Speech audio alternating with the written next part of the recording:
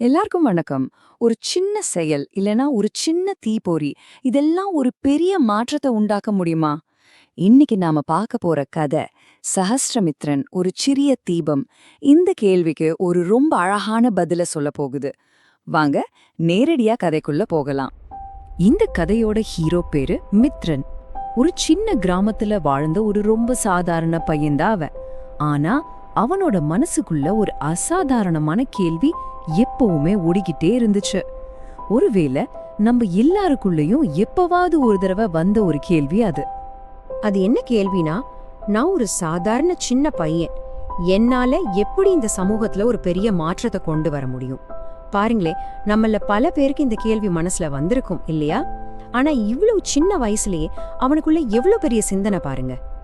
இந்த கேள்விக்கு தனியாவே விடை தேடி ரொம்ப நாள் குழப்பத்துல இருந்த மித்ரன் ஒரு நாள் சரி நம்ம வாத்தியார்கிட்டே கேட்டுருவோன்னு முடிவு பண்ணி அவர்கிட்ட போனான். தன் மனசுல இருந்த அத்தனை கேள்விகளையும் அவர்கிட்ட கொட்டினான். அதுக்கு அவரோட ஆசிரியர் ஒரு சின்ன புன்னகையோட ரொம்ப அழகா சொன்னார், மித்ரா, ஒரு சின்ன தீபம் போதும்டா. அந்த ஒரு தீபத்தோட வெளிச்சத்திலிருந்து 100 ஏன் 1000 தீபங்களை கூட ஏத்தி இந்த உலகத்தையே பிரகாசமாக்கலாம். இந்த சிம்பிளான வார்த்தைகள்ல இவ்ளோ பெரிய ஒரு தத்துவம் இருக்கு, யோசிச்சு பாருங்க. டீச்சர் சொன்ன அந்த வார்த்தை மித்ரனோட மனசுல அப்படியே ஆழமா பதிஞ்சிருச்சு. அந்த ஒரு சின்ன உதாரணம் அவனோட அத்தனை குழப்பத்தையும் நீக்கி அவனுக்கு ஒரு தெளிவான வழிய காட்டுச்சு. அட இவ்வளவுதானா விஷயம்னு அவனுக்குள்ள ஒரு வெளிச்சம் அந்த மாதிரி இருந்துச்சு. வெறும் யோசனையோட மட்டும் நிக்காம மித்ரன் இப்போ செயல்ல இறங்க ஆரம்பிச்சான். அந்த முதல் தீபத்தை ஏத்துறதுக்காக சின்ன சின்ன நல்ல விஷயங்கள் மூலமா தன்னோட பயணத்தை ஆரம்பிச்சான். அவன் செஞ்சதெல்லாம் ஒன்னும் பெரிய பெரிய விஷயங்கள் கிடையாது, ரொம்ப எளிமையான விஷயங்கள் தான். ஒரு நாள் ஒரு நல்ல கதைய எல்லாருக்கும் சொல்லி அவங்கள யோசிக்க வச்சான். இன்னொரு நாள் மத்தவங்களுக்கு நல்ல பழக்கங்களை கத்து கொடுத்தான். யாருக்காவது உதவி தேவைப்பட்டா ஓடி போய் உதவி செஞ்சான். இது ஒவ்வொன்னுமே அவன் ஏத்துன ஒரு சின்ன தீப்பொறி மாதிரி. இப்ப பாருங்க, அந்த சின்ன சின்ன தீப்பொறிகள் எல்லாம் ஒன்னு சேர ஆரம்பிக்குது. அவன் முதல்ல ஏத்துன அந்த ஒரு சின்ன தீபம் இப்போ ஊர் முழுக்க பரவி கொஞ்சம் கொஞ்சமா அந்த கிராமத்திலேயே ஒரு பெரிய பாசிட்டிவான மாற்றத்தை உருவாக்க ஆரம்பிச்சது. மித்ரன் மூலமா ஊர்ல ஏற்பட்ட இந்த நல்ல மாற்றத்தை மக்கள் எல்லாரும் கவனிக்க ஆரம்பிச்சாங்க. இவ்ளோ பெரிய வெளிச்சத்துக்கு காரணம் இந்த ஒரு சின்ன பையன் ஏத்துன அந்த ஒரு சின்ன தீபம் தான்னு அவங்களுக்கு புரிய ஆரம்பிச்சது. அதனால ஒரு நாள் ஊர் மக்கள் எல்லாரும் ஒன்னா சேர்ந்து அவனுக்கு ரொம்ப அன்பா ஒரு பட்ட பேர் வச்சாங்க.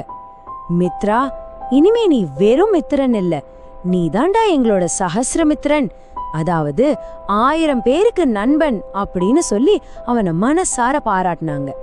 சஹஸ்ரமித்ரன் இந்த பேர்ல எவ்வளோ அழகான அர்த்தம் இருக்கு பாருங்க. சஹஸ்ரா அப்படின்னா 1000, மித்ரன் அப்படின்னா நண்பன். 1000 பேருக்கு நண்பன்.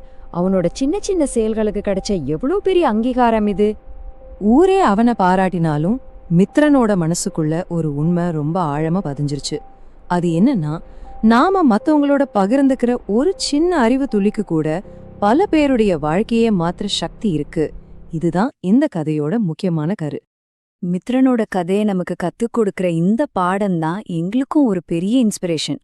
ஆமாங்க, அறிவை பகிர்ந்துக்கிறது மூலமா ஒரு நல்ல மாற்றத்தை உருவாக்க முடியும்னு நாங்களும் முழுசா நம்புறோம். மித்ரன் ஏத்தின அந்த சிறிய தீபம்தான் எங்களுக்கும் ஒரு வழிகாட்டி. அறிவை பகிர்ந்து நல்ல உரையாடல்களை உருவாக்கி ஒரு பாசிட்டிவான மாற்றத்தை கொண்டு வர்றதுக்கான ஒரு சின்ன முயற்சியாதான் நாங்க இந்த சேனலை பாக்குறோம். இந்த அறிவு பயணத்துல நீங்களும் எங்களோட கை கோர்க்கணும்னு நாங்க ஆசைப்படுறோம். உங்களோட ஆதரவையும் எங்களுக்கு கொடுங்க. உங்க மேலான ஆலோசனைகளையும் எங்ககிட்ட தயங்காம சொல்லுங்க. சரி, இந்த கதையை முடிக்கிறதுக்கு முன்னாடி உங்ககிட்ட ஒரு சின்ன கேள்வி.